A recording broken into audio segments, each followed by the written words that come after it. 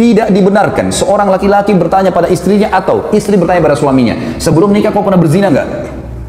Ini nggak boleh ditanyain dan tidak boleh dijawab. Yang ditanya nggak boleh jawab.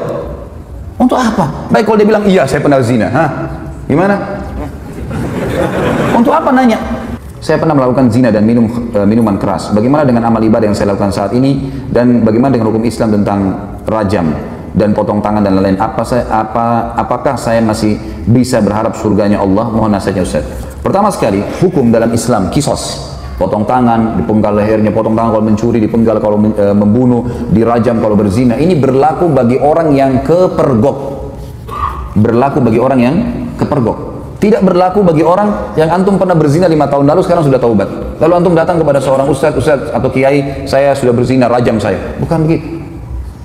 Makanya hadis Bukhari yang menjelaskan, seorang wanita pernah datang kepada Nabi SAW dan berkata, ya Rasulullah, saya sudah berzina dan saya hamil dari zina. Dia buat pengakuan. Apa kata Nabi SAW? Kau lagi hamil, pulanglah, melahirkan anak itu. Karena anak itu gak ada salahnya.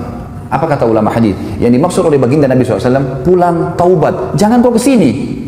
Kalau tidak kepergok, udahlah, taubat, lindungi, kau berlindung di bawah naungannya Allah.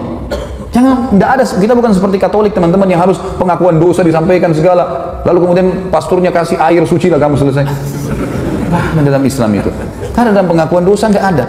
Antum tutupin dosa itu. Kata Nabi SAW dalam hadis Bukhari Muslim, orang yang paling buruk di sisi Allah adalah orang yang sudah Allah tutupi kesalahannya. Dia zina tadi malam nih, Allah tutupi sampai pagi. Lalu dia sendiri yang mengekspos kesalahannya. Saya tadi malam, saya begini. Wanita itu teman-teman pada saat sudah selesai melahirkan 9 bulan masih kembali, ya Rasulullah saya sudah melahirkan. Kata Nabi SAW, susui anak ini, masih ada waktu 2 tahun. Disuruh taubat oleh Nabi SAW, gitu kan. Pulang, habis menyusui ternyata iman dalam hatinya masih kuat. Ya Rasulullah saya sudah menyusui, rajam saya mau disucikan. Barulah Nabi SAW mengatakan, baik keraskan bajunya, kemudian dirajam, gitu kan. Karena dia terus meminta kepada Nabi SAW, tapi awalnya disuruh pergi, gitu kan. Lalu kemudian teman-teman sekalian yang terjadi, waktu lagi dilempar, ada seorang sahabat mengatakan, semoga Allah melaknatmu, kenapa kau berzina? Kata Nabi SAW, jangan kau laknat dia, perempuan ini, demi zat yang ubun-ubunnya Muhammad dalam genggamannya, dia telah bertaubat, kalau dibagi untuk 70 orang penduduk Madinah cukup buat mereka semua masuk surga. Luar biasa orang ini, jangan itu.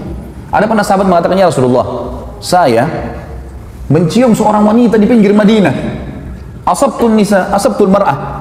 Dalam ulama hadis mengatakan, dia mengatakan, saya sudah menciumnya, saya sudah memeluknya, tapi tidak terjadi perzinahan.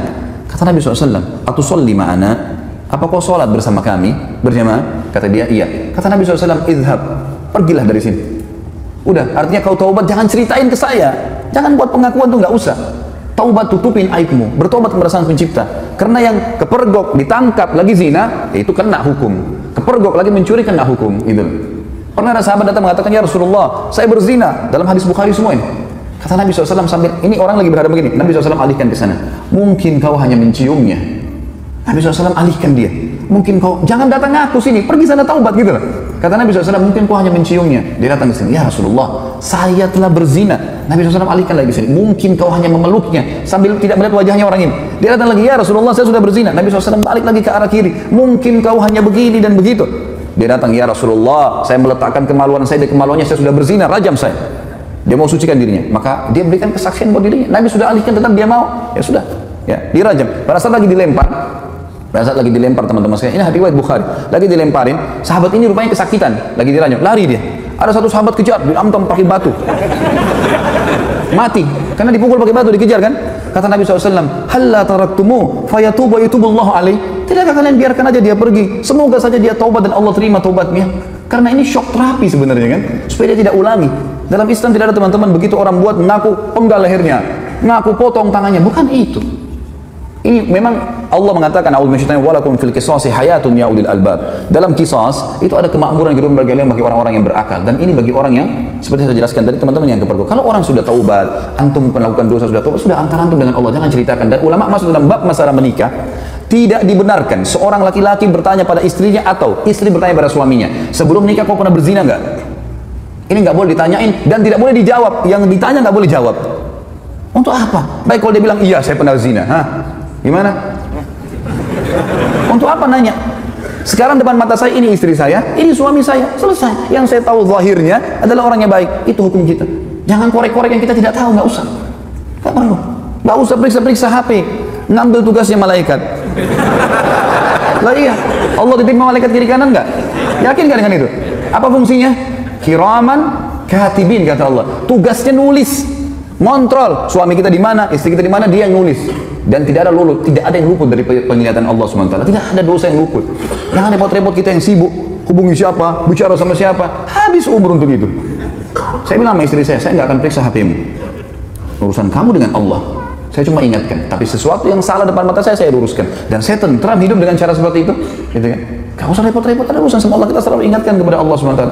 Ini gak usah repot-repot, ini sekretaris dua ini luar biasa, nggak tidur, nggak capek.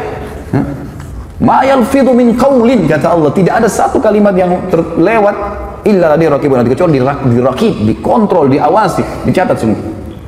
Jadi nggak ada sesuatu yang membuat harusnya kita melampaui batas, teman-teman sekalian. Jadi seperti itulah hukum syar'i, ya. Dan yang menjatuhkan vonis hukuman qisas hanya pemerintah setempat.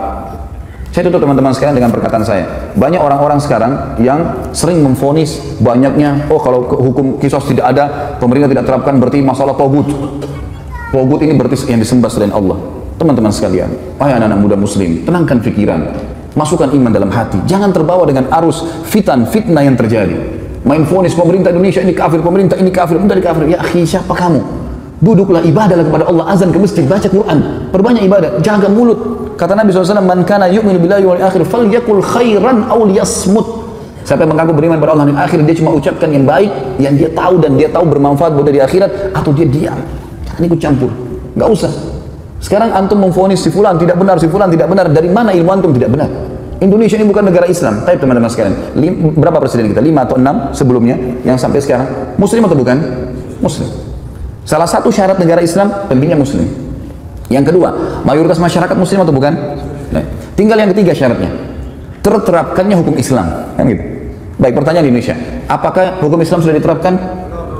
Hah? Sudah akhi, sebagian belum. Sekarang mungkin anda tanya, ini hukum Islam belum? Bukan, duduk di majelis ilmu begini. Takmir masjid hukum Islam bukan? Azan dikumandangkan 5 waktu sholat dikumandangkan. Kalau kita Ramadan diiklanin nggak? Baik, kalau kita pergi haji, jemaah haji pergi nggak? Pemerintah buat nggak program haji? Puasa Ramadan, zakat, ada badan zakat nasional, kita bebas. Antum sekarang buat yayasan, kumpulin zakat, sedekahkan, buka rumah anak yatim, buka pesantren. Kita punya pengajian agama, antum nikah dengan cara Islam bukan? Baik, antum cerai Islam. Ada majelis ulama nggak di Indonesia? Teman-teman sekalian, yang belum diterapkan di Indonesia apa? Pencuri potong tangan, ya? Orang berzina dirajam. Ini bagian daripada syariat, bagian, bukan totalitas syariat di situ. Harus kita tenangkan pikiran dan hati kita, teman-teman. Jangan terbawa cuma emosional dan ilmunya kurang, akhirnya kemana-mana nih, gitu kan? Ban mobil kita kalau bannya lagi kempes, tambah angin saja, jalan. Kita enggak, kempes, buang semua mobilnya. Lah iya. Langsung menfonis, teman-teman, manusia semua bisa berbuat salah, punya kekurangan, gitu kan? Tetapi kita mendoakan. Yang saya lihat adalah kita di Saudi misal contoh ya, saya karena pernah tinggal di sana, saya melihat di setiap mimbar hari Jumat, semua khatibnya pasti mendoakan agar pemimpin mereka dapat hidayah. Bayangkan kalau kita punya, saya dapat data teman-teman di Jakarta Selatan saja, kita punya 2.200 masjid dan musola. 2.200 masjid dan musola.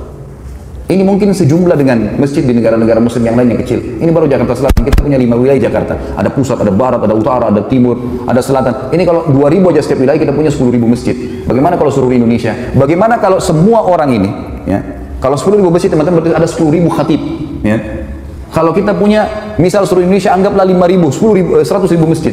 Semuanya mendoakan, ya Allah berikan hidayah pemimpin kami. Ya Allah berikan mereka menerapkan Al-Quran dan Sunnah. Ya Allah, terus kita doakan kebaikan. Masa dari sekian ratus ribu orang mukmin berdua tidak diterima sama Allah? Daripada kita main vonis, kita main salahkan, comot sana, ganti sini, vonis ini, kehidupan apa ini gitu? Coba kembali kepada ilmu yang benar, teman-teman. Sekali lagi, saya mengajak anak muda muslim untuk tenangkan pikiran, jangan terbawa arus, tenangkan hati teman-teman, untuk ilmu, perbanyak ibadah buat antum sendiri. Mati kalau datang kita nggak bisa lepas, nggak harus antum tua dulu baru meninggal dunia. Maka sibukkan pada hal yang bermanfaat. Allahu alam. Ini tentu saja saya tutup teman-teman sekalian dengan kalimat saya bukan menggurui, saya tidak pernah menyebutkan nama orang, alhamdulillah di majelis saya tidak mau memvonis siapapun salah, tapi kita kembali kepada wahyu Allah Subhanahu wa taala sesuai dengan pemahaman para sahabat, ini adalah hal yang paling tepat. Coba antum kembalikan kepada ini, maka hati kita akan tenang. Oh ternyata Ibnu Abbas, oh ternyata si fulan, oh ternyata si fulan. Ini yang insya Allah kan sudah cukup buat kita. Allahu a'lam. Mohon dimaafkan kalau ada salah tentunya, dan juga kalau ada benar pasti dari Allah. Kita berdoa kepada Allah Sang Pencipta agar seluruh amal yang pernah kita kerjakan diterima olehnya dengan kemahamurahannya, dan semoga saja semua dosa yang pernah kita kerjakan dimaafkan dan diganti pahala. Juga sisa umur kita semoga diberkahi di harta, di keluarga, di umur, dan juga pekerjaan, serta puncaknya kita diberikan oleh Allah Sang Pencipta masuk surga tanpa hisab. Dan tentu kita berharap ya Allah surga Firdaus-Mu yang maha luas dan juga yang maha sempurna. Ya Allah, kami mohon kepadamu agar Engkau menolong saudara-saudara kami di Palestina, di Syria, di Yaman, di Irak, di Myanmar, dimanapun mereka berada sedang tertindas. Ikhlaskan niat mereka, terima para syuhada mereka, muliakan Islam di tangan mereka dan tangan kami semua, serta partisipasikan kami bersama mereka di pahala baik dengan doa, dengan harta, juga dengan jiwa kami. Dan semoga dengan kemahamurahan-Mu ya Allah, yang kami yakin Engkau sedang melihat kami sekarang, dan juga malaikat-Mu sedang menghadiri majlis ilmu ini, agar Engkau menyatukan kami semua di surga Firdaus-Mu tanpa hisab, di mana Engkau satukan kami di majlis ilmu yang mulia ini. Tentu selanjutnya teman-teman sekalian, kita berharap agar Allah Subhanahu wa taala sekali lagi mengikhlaskan niat kita, menjadikan majelis ilmu ini sebagai ilmu yang bermanfaat. Dan saya memohon ampun bila ada sesuatu yang salah kepada Allah Sang Pencipta, dan juga untuk saudara kita semua hadir di sini, dan kedua orang tua kita dan seluruh muslimin dan muslimat, agar semuanya dimaafkan kesalahan-kesalahannya. Subhanakallahumma wa bihamdika, asyhadu an la ilaha illallah, astaghfirullah wa atubu ilaik. Wassalamualaikum warahmatullahi wabarakatuh.